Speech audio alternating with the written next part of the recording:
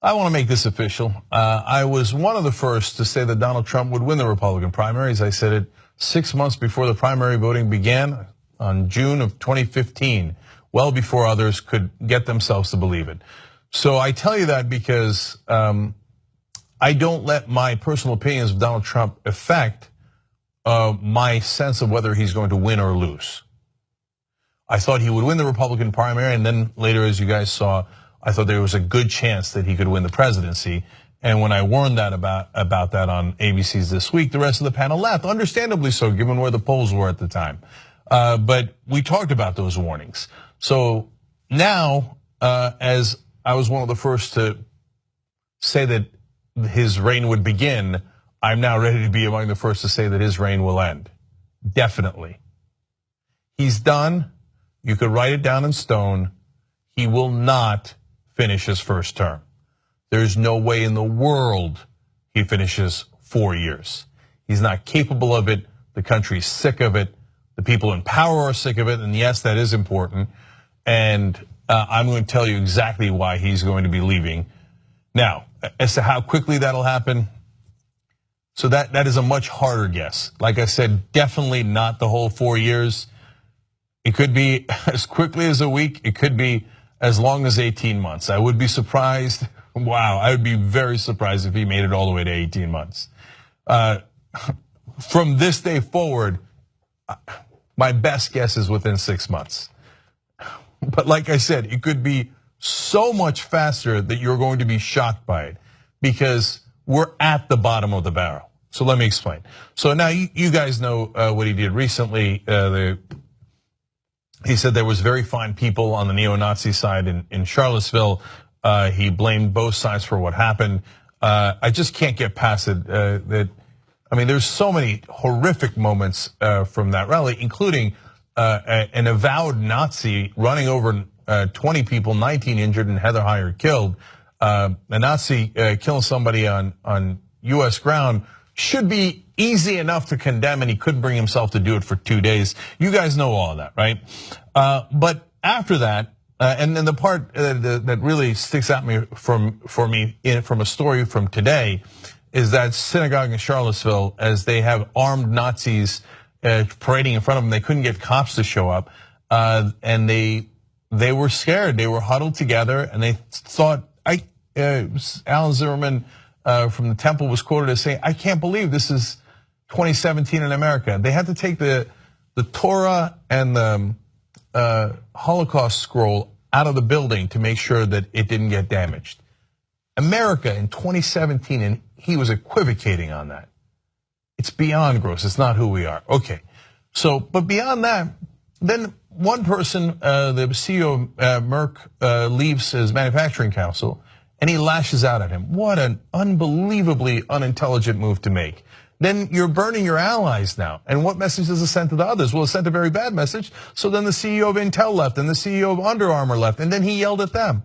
And then you know what happened today? The whole council is gone. They disbanded the manufacturing council and another economic council because, as I suggested on the show yesterday, yes, in fact, business leaders did meet behind the scenes. They had a call led by Steven Schwartzman, who's actually one of Donald Trump's top allies, and they decided that they would all leave en masse. They would shut down the council. Yesterday on the show, I told you, I made that sound. That's the sound of power leaving the building. He's almost got no allies left. Look at what he's done. He's attacked Mitch McConnell, the Senate Majority Leader. He's attacked Paul Ryan, the Speaker of the House. He's attacked John McCain. He's attacked Susan Collins. He's attacked all of his allies. Well, who's going to defend you? And then his own loyalists, Scaramucci, Gahn, Christie, didn't get the position he wanted. Giuliani didn't. Newt Gingrich did. People who were loyal to him never got the things that he promised them. And then the people who were already there, the Sean Spicers and the Reince Priebuses, and he goes after even Jeff Sessions in public, trying to get rid of his own attorney general. He's got no allies left. The businessmen who wanted those tax cuts he promised them, they've left the building. Who does he have left?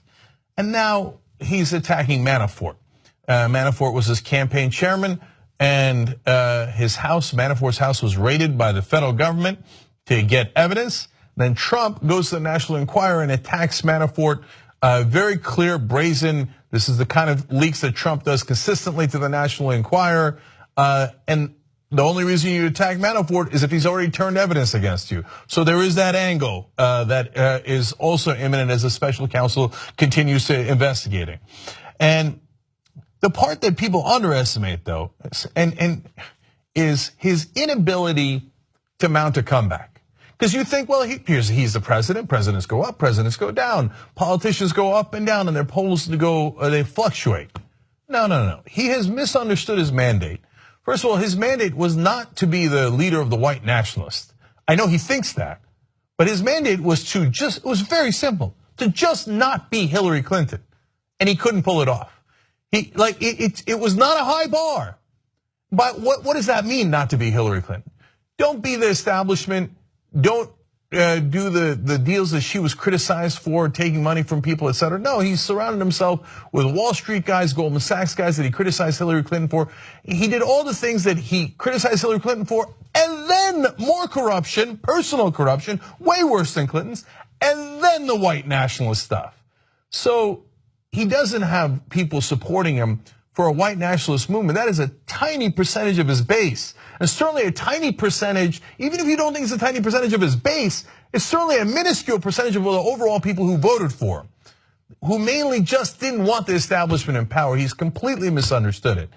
And that's because he doesn't have a very high intellect. Boy, is that an understatement, probably the understatement of the year. So which leads us to this. In order to be able to come back from this kind of disaster, where you've accomplished nothing, you couldn't deliver on the promises that you gave to your supporters, like repealing the Affordable Care Act. You've gotten nothing done. It's complete incompetence. You said you had all these secret plans. It turns out you didn't have any secret plans. You surrounded yourself with a swamp, and now you're equivocating on neo-Nazis. Well, the only way to get out of that is through some brilliant strategy. And he ain't got that. There is no brilliant strategy. There is no three-dimensional chess.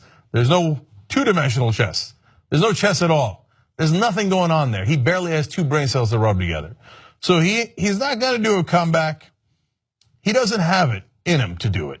And the other thing that he will do going forward is he will not make it better. He will make it worse. He will dig that hole deeper and deeper and deeper. You know why? Because he can't help himself.